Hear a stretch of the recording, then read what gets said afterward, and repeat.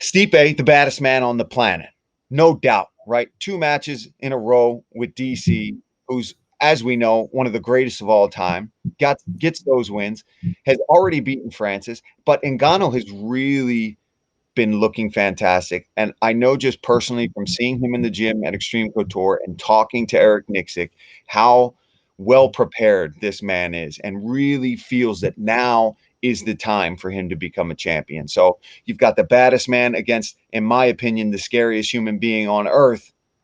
It's going to be fireworks, man.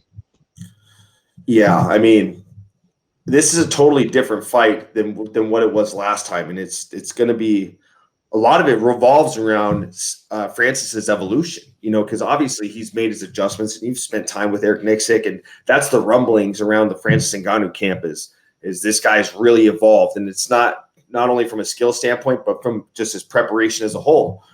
But you got to talk Stipe's fight IQ. I mean, this is a guy who the camp surrounds Stipe. Like he is from strong style MMA, but when he gets into a fight, it is everybody surrounds Stipe Miocic. They do a great job breaking down their opponents with each and every little meticulous detail. And he'll even make adjustments as a heavyweight to where he'll decide he wants to get leaner, he wants to get more fit. And he's a guy that's as elite of an athlete as one could possibly get. This guy was a 2-sport athlete in college, played baseball, and wrestled at a Division I level, which is so impressive. To even do that in one sport is crazy. To do it in two is just speaks volumes to the athleticism that he brings to the table. Golden Glove boxer. He does everything right. And I just think that the fight IQ is one thing that very much gets overlooked when you talk Stipe Miocic. He's a guy, he's not flashy, he's blue collar, very matter of fact with the way that he fights, and he's not out to impress anybody. He's out there to do his job, provide for his family. But the fight IQ that he has is some of the best, second to none in the sport in any division. Yeah, you're right. And I said twice with the DC. Obviously, I meant 3 times, but I meant the 2 wins, guys. So sorry. Let me clarify. I meant that he's coming off of 2 wins against the former champion DC. And yes, the fight IQ, right? Adjusting to the body in that second match with Cormier, right? Starting to go to the liver and attack him there, which opens up the headshots, obviously. And then in the third match, we're talking about how light he came in, how quick he was on the feet, was just moving around. And he physically, it was just actually on TV the other day and we were watching it.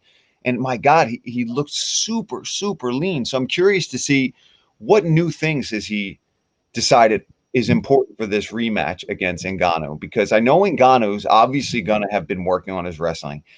No doubt about that, right? When you've been taken down and controlled like that in the first time and exhausted, cardio's got to be an issue and wrestling's going to be an issue. And from everything that I've heard from anybody that's been working with Francis Ngannou is that he has definitely been working on those problems that he's had. And for Stipe, he's always in shape, always fantastic. And for some reason, coming in as an underdog, which is kind of insane, right? When you think about the things that Stipe has accomplished in his career, that he still comes in as an underdog in these fights.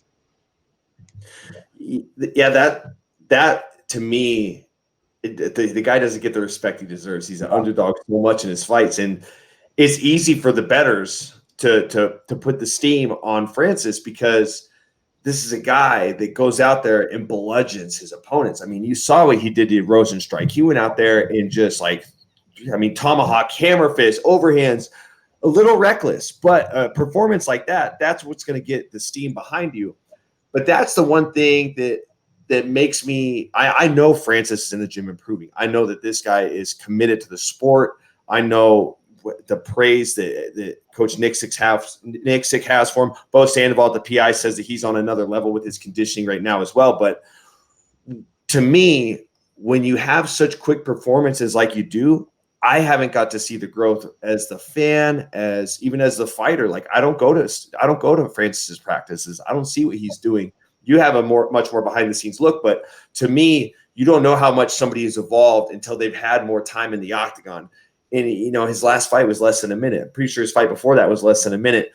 How do you could do all the things you could possibly can to better prepare yourself, But ultimately, you're not going to know if those things are taking place until you've actually fought. You don't know if the wheels are turning with these new facets to your game